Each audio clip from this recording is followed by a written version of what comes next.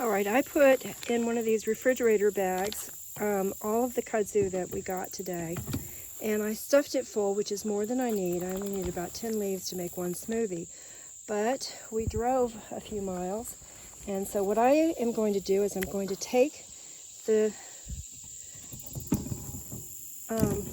kudzu, and I'm going to cut the kudzu leaves and stems off of the vine. And when I do that, I'm going to have a bowl full of kudzu. And today, yeah, I've got a terrible, terrible bug that I've got to kill. Where is it?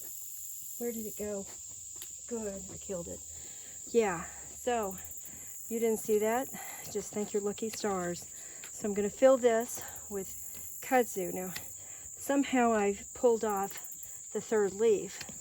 This is what it looks like. It's got the shape of Africa on both sides. One is mirror image, and in the center, sometimes it looks like something that could be almost a heart, but most of the time it looks like this, which sort of is like a maple leaf, sort of. So, and sometimes the leaves are this pretty. You know, they're tiny, and they're not better eating. The best eating is from kudzu that is dark green. Now, if it has holes in it like this, then that means that it's got what they call kudzu bugs, which I think are soybean bugs. And I don't use that. I'm going to burn those. And why is it I'm not going to use it? Well, if it's good enough for a bug to eat, then it's good enough for us, right? Yes, right. But the problem is there's just so much kudzu out there. Why should I try to get the good stuff off of this when I can just burn it? And I say that. Now, this is a flour, and I'm going to put it in this. And all of this is going to be washed with salt water, because salt gets rid of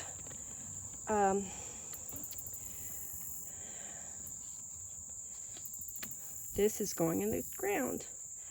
Salt gets rid of things that are parasites.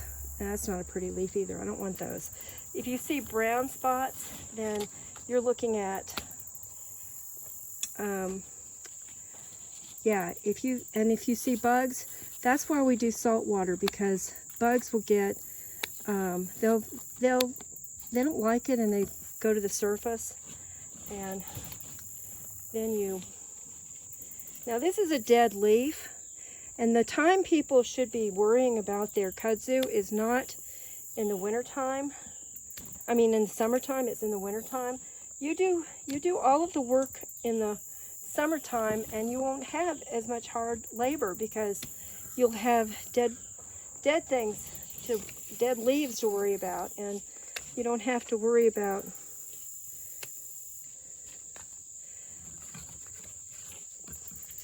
living leaves that are, you know, like these little brown spots. That's a form of rust, and rust is like probably yeast of some sort. And somebody was online yesterday and said, oh, you know, yeast is just yeast, because we put it in bread. We think it's, you know, just wonderful. But right now, hospitals are really worrying about a problem with yeast in hospitals that there are no medicines for. So, and usually when I get these leaves, I shake the leaves a lot before I put them in the bag. But the problem is I came with Bob, and Bob, you know, I don't tell him everything. I don't say, Bob, do this, Bob, do that. People may think I do, but I don't. And I probably should, because he doesn't know to shake to get all the bugs off before we bring them home.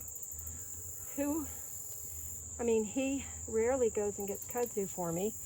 I am the big kudzu fanatic, because I've read about how good it is for your liver and for your pancreas, and that there are 250,000 sites with kudzu recipes.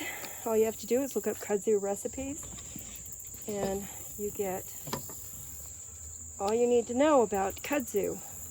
Now you may say, why aren't you cutting all of this off? Okay, eventually I will be cutting everything that would be hard to chew. Like this right here. I'm going to get rid of that so you see it better. This right here would be hard to chew because it's part of the vine. And this vine, I don't care if you have a Vitamix, it's not going to make it chewable. It's just not. You can suck on it, but you can't chew it because I don't know, it's just too woody. Oops, that was a mistake on my part. Okay, there. So this could be like a way to fall asleep. You just watch somebody harvesting kudzu and processing kudzu, and then what happens? Well, then I'll make meatloaf and put the fiber in it. Well, you can't just immediately go to fiber. What you have to do is you have to go to putting it in a blender. This is after it soaks with salt water to get all of the parasites. And we're not just talking bugs, we're talking yeast and mold, because yeast and mold can be a parasite.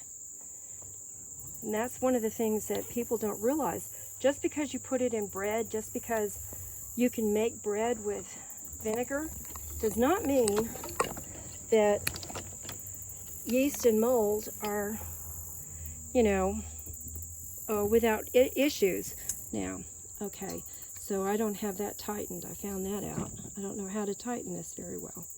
All right, so here is one of the vines, and see this right here? This is a flower, and that's a flower. And you may say, what are you going to do with flowers? Well, I'm going to make jelly, of course, because this flower tastes like jelly. And it probably has medicinal value that grape jelly does not have. I don't know if it has vitamins. Nobody's really done anything with kudzu jelly to say, oh, it's got this and this and this. They don't do that. So my cousin David Fairchild brought kudzu to the United States. There's a little vine I'm going to throw on the ground for our next fire.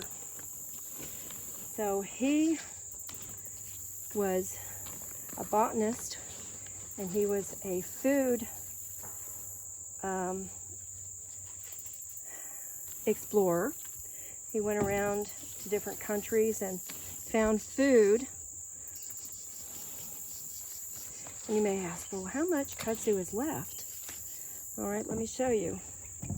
See all that kudzu? This is a bad leaf. I don't want that in there. I'll just take that leaf out. And that leaf is not pretty. And it's not just because this is eaten off by a bug. It's because it's turning yellow. It's dying. And if it's got a little place like that, I don't want it. There's just too many good ones to want, something that doesn't look pretty. All right. There. Now, how many vines did I get? Well, first of all, if you have kudzu on your property, I want you to know that all you have to do to get it to grow in a certain direction is to take the edge that's on the ground and turn it around. It doesn't have enough ability to turn around. Okay, so I'm throwing this and the leaves on the ground, and we're going to burn it. That's our little pile to burn. And these leaves are so beautiful in shape, but the ones that have holes in them, I don't want. Not because it would kill me or hurt me, but when you can get beautiful leaves like this one, why get one that's got holes and try to use that? There's just so much kudzu that you don't have to use that. So there you go. What would have happened to me if I had known about kudzu when I was going to the University of Alabama both times. Well, the first time I didn't live near kudzu. I wouldn't have known that I could eat it. And the second time, I lived near kudzu, but I didn't know I could eat it. And so I dropped out of graduate school because I didn't know I had food within a half a block of where I lived. And my problem with dropping out of graduate school is because I had no food. People who don't have food know that they can't study. They cannot study. And so, yeah, that's got a pretty color to it, so I'm keeping part of it.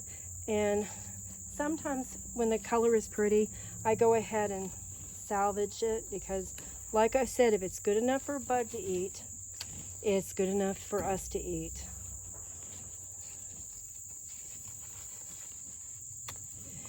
And those two are pretty, the other one's not. And you may think, well, why is it she's cutting all these leaves? I thought she said 10 leaves were enough. Well, you're right. I'm going to put all of this in here without washing in a mason jar and put it in the refrigerator, and it will last about a week. And all I have to do is take it out, wash it, and put it in a blender and blend it. And I have food for about a week from kudzu. And what does it taste like? Well, it's sweet, like snow peas. It's sweet. Now, if you had a sweet leaf thing, what would you compare it to? Snow peas. Because is it like kale? I don't think kale is sweet. Do you think kale is sweet? I don't think it is. Oh, that's got a brown spot on it, but it's only a little one, so I am going to keep that leaf. And that's leaf. I tore that leaf probably. That looks like a leaf I tore. And if I get 4 cups of the flowers, then I can make, here's the second vine. I'm putting that on the ground because we will burn it. Now I have a special treat for you.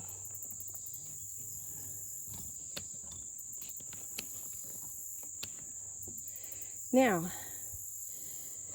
they say kudzu grows 1 foot a day, but they don't mention that it grows 1 foot a day in 8 directions, but it does. Now here's one vine, and you can see it's got a vine coming off here and a vine coming off there. And these little fuzzy beautiful things, those are seeds. But if you were to try to grow kudzu from seed, you would have a very hard time of growing it from seed. So what I'm going to do with these is I'm going to put little googly eyes on it and make little pins for people to wear. And you may think, well, why in the world would you do that? Because they're cute when they have googly eyes on them. Don't you think those would be cute with googly eyes on them? I do. And you may think, well, is this saving the world from having more kudzu? Because these seeds are probably going to make more kudzu plants sometime. No, the seeds really don't do so much. It's when people take a little bit of the root or a little bit of something else. But see how many seeds that I've gotten? It's a lot of seeds. And they come from that, the flower. So if you eat kudzu and you take the seeds and put googly eyes on them, then you are saving, well, you're not really saving it much because, like I said, kudzu really doesn't grow from seeds. Not very efficient. The seeds are just not very efficient. They just don't do much. And you may say, Charlotte, I'm getting tired of this. Well, you probably have already gone on to another video, so I'll just turn off and I'll come back with another video tomorrow.